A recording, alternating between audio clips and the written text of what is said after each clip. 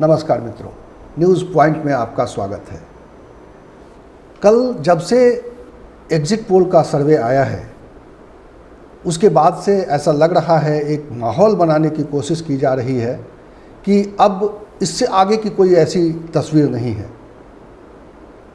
यानी जो एनडीए को सभी जितने भी एग्जिट पोल हुए हैं, अलग अलग सभी संस्थानों ने जो किए हैं, सभी मीडिया हाउसेस ने जो एग्जिट पोल किए हैं, उन सब में नतीजे यही बता रहे हैं कि 400 पार का जो बीजेपी का नारा था, कुछ लोग दिखा रहे हैं कि वो 400 पार करते हुए दिखाई दे रहे हैं, कुछ लोग 400 को टच करते हुए दिखाई दे रहे हैं, कुछ लोग 400 के करीब माना है। लेकिन इंडिया गठबंधन ने इस सर्वे को मानने से इनकार कर दिया और उनका ये कहना है कि जब नतीजे आएंगे 4 जून को, तब पता चलेगा असली ज़मीन पर किस तरह से प्रतिक्रिया हुई है, किस तरह से जनता ने वोट किया है। आज कांग्रेस ने बाकायदा प्रेस कॉन्फ्रेंस करके मीडिया के सामने आकर अपने तमाम लीडर्स से, स्टेट के लीडर्स से बात कराई, उनसे हिसाब किताब लिया और एक सर्वे भी पेश किया।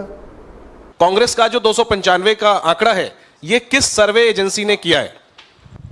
देखिए, इसका नाम ही अगर जनता का पोल है, तो हमारे तमाम जो गठबंधन के सदस्य साथी हैं, कोई ऐसे तो है नहीं कि आर्म चेयर लीडर्स हैं, आर्म चेयर पॉलिटिशियंस हैं, एसी कमरों में बैठकर आंकड़े निकालते हैं, ऐसे लोग तो कोई नहीं है। सब सड़क से जुड़े हुए, ज़मीन से जुड़े हुए, गांव ढाणी से जुड़े हुए लोग हैं।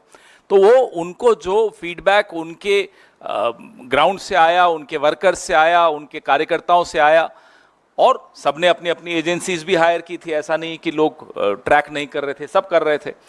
उसके बाद जो निचोड़ निकला कर हमारी 2-2.5 घंटे की बैठक चली, उसमें सबने अपने अपने आंकड़े रखे और विश्लेषण किया। ऐसा नहीं कि सिर्फ आंकड़े रखे, सवाल जवाब हुए और लंबी चर्चा हुई। विस्तृत चर्चा के पश्चात ये 295 का, जो कम से कम 295, it's minimum 295, it's not maximum, it's minimum. आज राहुल गांधी भी मीडिया के सामने आए और जब उनसे पूछा गया कि किसकी सरकार बन रही है, तो उन्होंने बहुत ही तपाकी से बोला है, और क्या बोला है वो देख लीजिए आप। मोदी पोल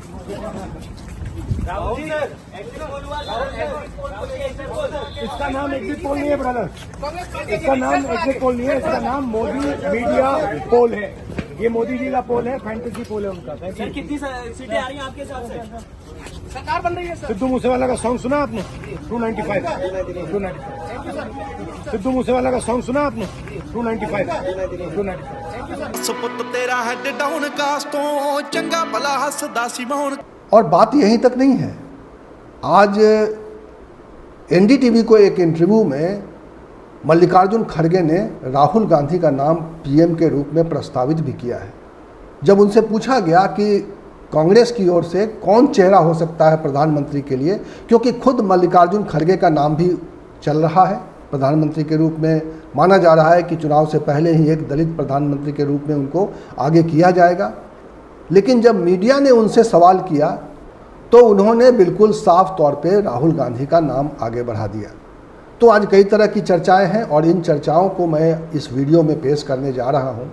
और क्या है अभी की तस्वीर, तो कल एग्जिट पोल आने के बाद किस तरह की राजनीति चल रही है, किस तरह के सवाल इस वक्त दिल्ली में हैं और किस तरह से अगली सरकार की रूपरेखा तैयार करने को लेकर गतिविधियां हैं, अगर वो आप जानना चाहते हैं तो इस वीडियो को देख सकते हैं।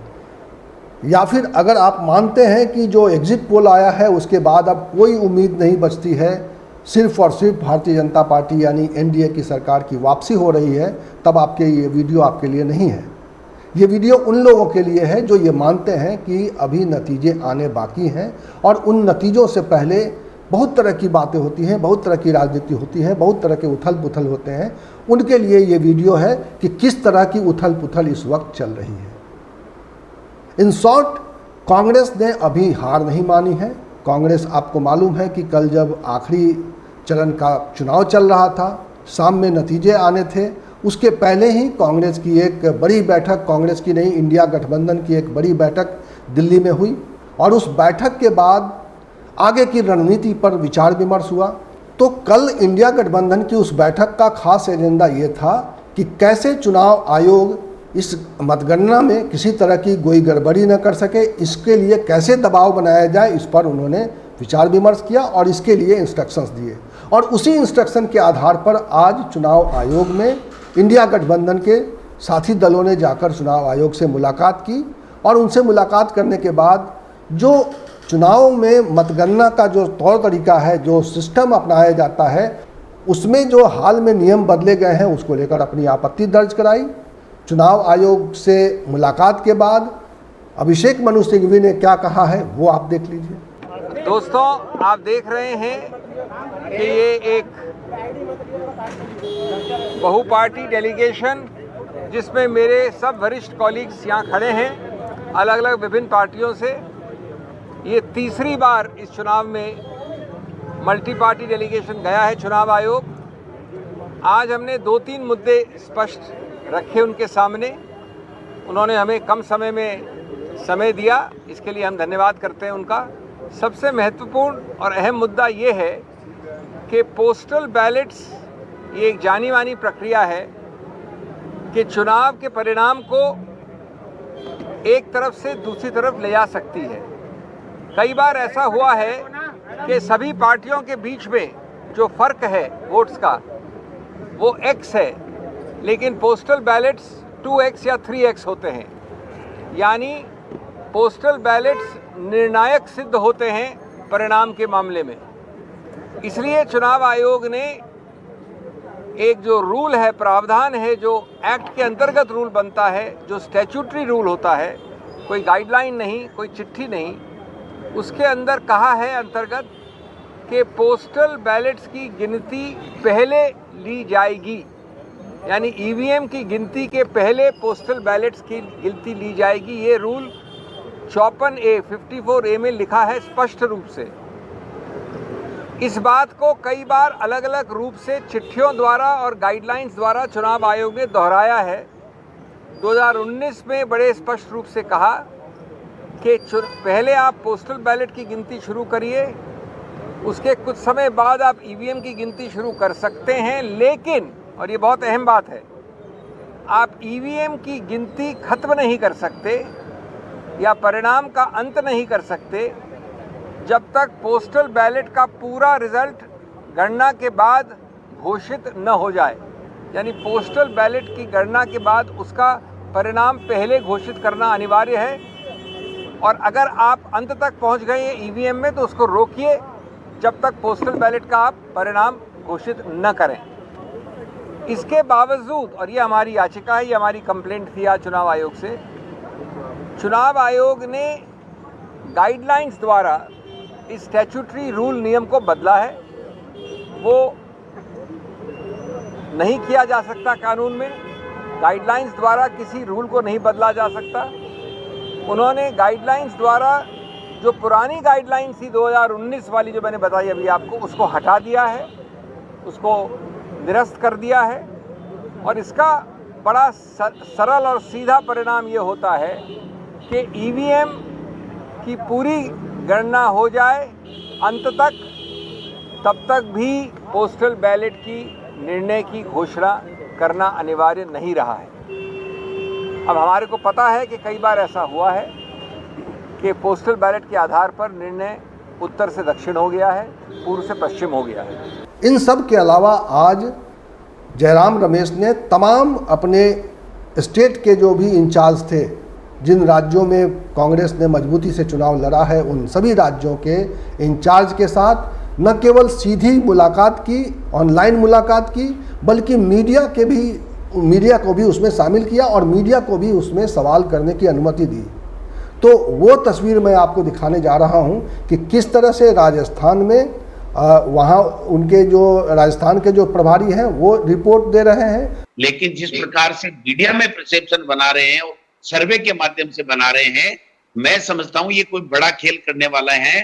तो यहाँ तो हम मुस्तैदी के साथ में लगे हुए हैं, सबको पाबंद कर दिया है कि हम लोग एजेंट को समय पे भेजें, पूरी काउंटिंग कराएं, और दिल्ली में चुनाव आयोग से मिलकर के आप कर लीजिए।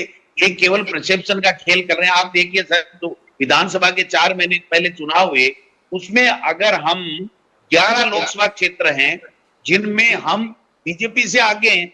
आप देखिए अलवर, बाड़मेर, श्रीगंगानगर, बांसवाड़ा, झुंझुनू, जयपुर रूरल, करौली, धौलपुर, नागौर, टोंक सवाईमाधोपुर, जालोर और भरतपुर, और भरतपुर सीट भी हम जीत रहे हैं। सीएम का गृह क्षेत्र है और वहां भी हम जीत रहे हैं। तो ये 11 में तो हम पहले विधानसभा का अगर हम टोटल वोट काउंटिंग करें तो कांग्रेस अकेली इसमें प्लस में है, और उसके बाद में इंडिया गठबंधन बनने के बाद में चाहे वो बाड़मेर हो, चाहे वो जोधपुर हो, चाहे वो हमारा नागौर हो, चाहे वो हमारा सीकर हो, चाहे वो चूरू हो, चाहे गंगानगर हो, इनमें हमारे सीपीएम और आरएलपी और बांसवाड़ा में पहले से ही हम कांग्रेस आगे, और फिर बाप को हमने समर्थन दे दिया। हमारा वोट ट्रांसफर हुआ है इंडिया गठबंधन के तमाम दोनों लोगों को, और तीसरे बांसवाड़ा में हमने समर्थन दिया है। तो इस प्रकार से हम 12-13 सीटों पे से कम नहीं रुकने वाले हैं, लेकिन ये बता रहे 3-4 ज्यादा से ज्यादा ये तो बेचारे 5 तक पहुंच। तो ये तस्वीर बताती है कि वोटों की गिनती से पहले कांग्रेस पूरी तरह सतर्क है, और किसी भी सूरत में ये जो एग्जिट पोल का सर्वे आया है उसको स्वीकार करने के लिए वो तैयार नहीं है।